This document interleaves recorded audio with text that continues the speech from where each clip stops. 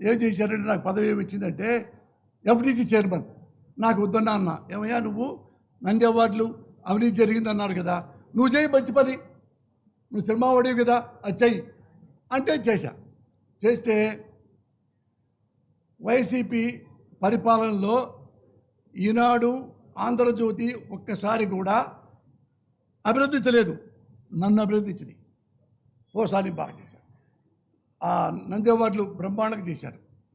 అంటే ఆ page press మీట్లో నేనే చెప్పా, ఆంధ్రజ్యోతి గారికి ఏబిఎన్ వారికి ట్యాక్స్ చెప్పుకుంటున్నాను, ఈనాడు వాళ్ళకి ట్యాక్స్ చెప్పుకుంటున్నాను, నన్ను అభినందించారు.